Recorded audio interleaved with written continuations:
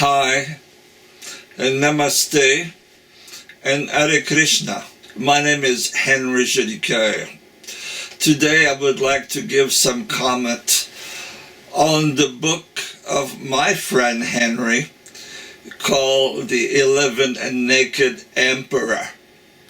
If you would like to know about the conspiracies that did happen at the time that Swami Bhaktivedanta left his body in 1977, you have to read that book.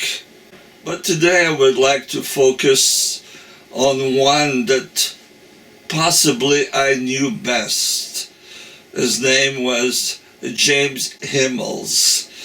His initiated name was JAYATIRTHA. Before I go further in the presentation, I must say I really love JAYATIRTHA as a human being, and I'm very sorry of what happened to him. I met JAYATIRTHA in 1969. He was a lovely young hippie, beautiful long hair, had a little Indian hat on top of his head with little mirror. First time I met him, he said, "You know, I smoke hashish once a week and I take LSD once a month." Oh, he joined the temple a week or so later, and it was my duty at the time as a barber of the La Cienega temple to shave his beautiful hair, and immediately was engaged in devotional service, and he was a great servant. This was a highly intelligent young man. We became fast friends. I remember us going to the JAYATIRTHA in San Francisco, and as we were walking, he pointed out that Timothy Leary was there. He seemed to have known him before, so we went to Timothy Leary and had a small talk. All I remember, he said, "You should not worship Krishna because you should be Krishna." I remember that, and I was only 19-year-old. It was a fabulous JAYATIRTHA. Here's a picture of me helping pulling the cart of Lord Jagannath.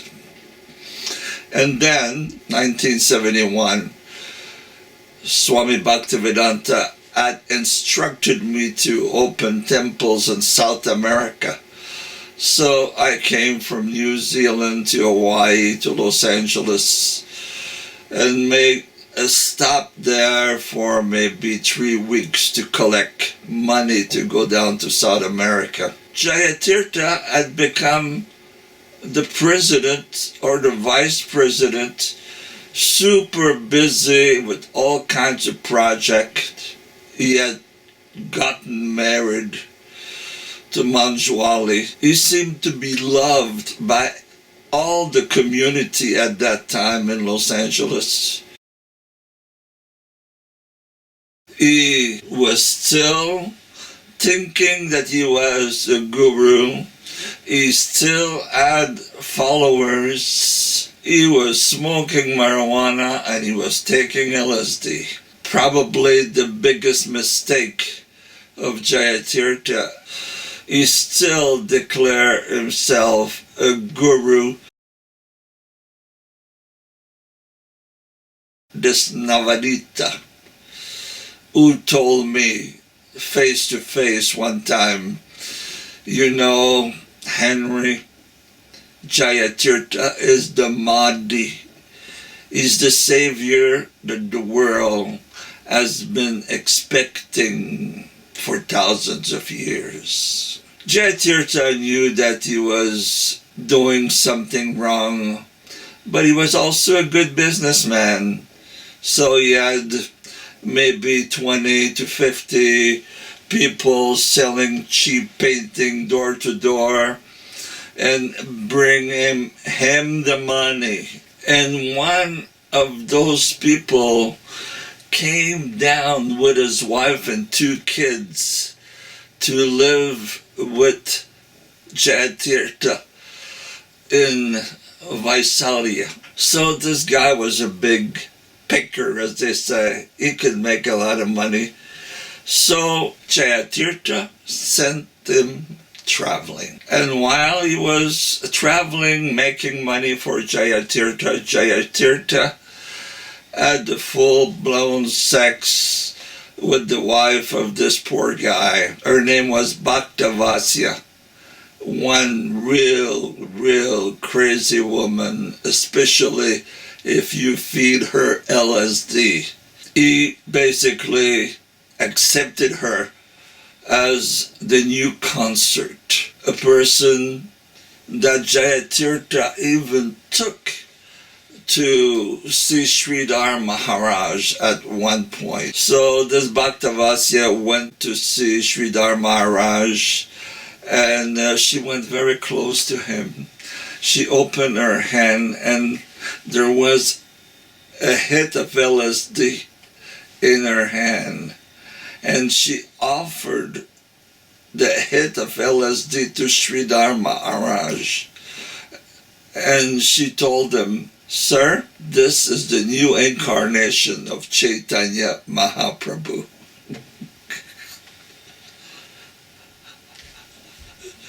And Sridhar Maharaj said, "You are mistaken, madam." I think that's a very funny story. So I moved back from Hawaii sometime in 1986, and I decided to live in California, near where JAYATIRTHA was having his retreat, near Mendocino. We were still good friends. We did singing together. I don't remember if we ever smoked anything together. Maybe we took a couple mushrooms together. I don't remember very clearly that part. But by 1986, JAYATIRTHA was down to maybe 50 followers that would do anything for him, including this Navanita. Now you have to think of those poor devotees, including Navanita, that for 12 years went out every day to collect money in all kinds of ways to satisfy the needs of their guru, which was a lot of traveling, a lot of sex, and a lot of drugs, and some ecstatic kirtan, where everybody would take LSD and they would listen to his lectures, where sometime he would claim to be a disincarnation of this and disincarnation of that. Now he was really getting tired after some years with that Bhaktavasya, and he had fallen in love with one of his disciples. Very cute, very sweet, very intelligent girl.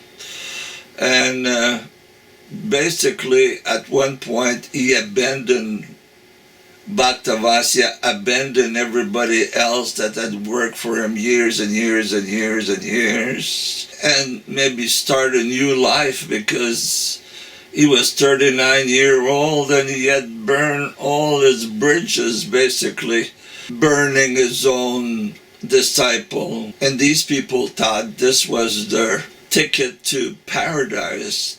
So you can imagine how they felt when he split to England. A few months before he left for England, I had a final talk with him. Me and his right-hand man, Kedar St. John, we both had a very deep spiritual experience getting initiated in the path of Kriya Yoga around that time.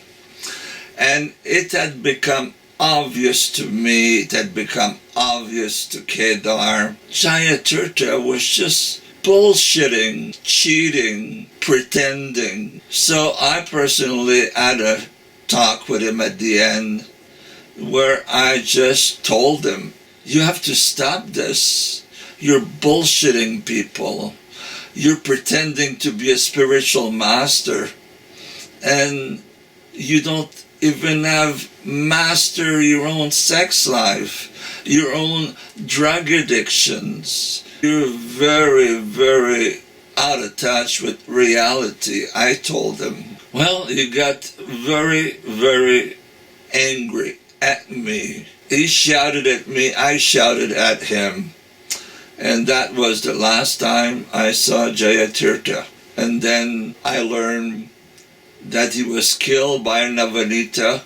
Not only killed, but he had his head cut off because Navanita wanted to make sure to rid the world of the Antichrist. Okay, so what are the big lessons for me and for devotees of Krishna that are in the ISKCON Parampara? When you look closely at this story, as long as JAYATIRTHA was clear of drugs and was serving as someone who is the servant of the servant of the servant of God, he was okay. But then he was pressured by the sannyasis at the time, like Guru Kripa, Tamal Krishna, Bhavananda, Kirtanananda. He was pressured, say, hey, it's no good to be a householder. If you really want to be a leader, you have to take sannyas. You have to dress in orange. You have to renounce everything. He didn't want to leave his kid.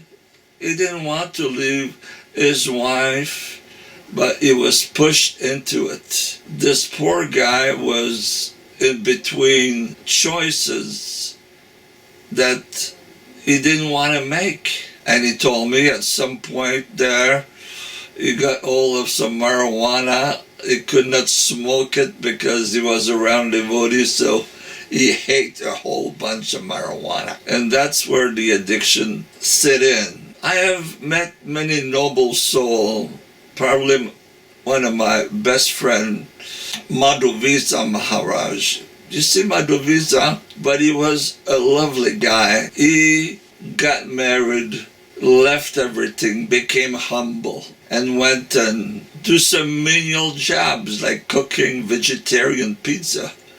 He did not pretend, oh, follow me, I am a devotee of Krishna. Even if he had no qualification and he knew it, he kept pretending to be a guru for the glory, for the money, for the easy sex. And he paid a price, his own life. So I love JAYATIRTHA. He was a really fine young man when I met him at 19-year-old. He had a pure heart, really. And how his life became so complicated with drug addictions, sex addictions, money addictions, power addictions. So if you want to be a guru, if you want to be a true representative of Krishna, you better have a pure heart and a pure intention. Otherwise, for sure, you will reap the fruits of whatever actions, whatever way you are living your life right now, Mr. Gurus. Namaste, and thank you very much, Henry, for letting me share my views on JAYATIRTHA.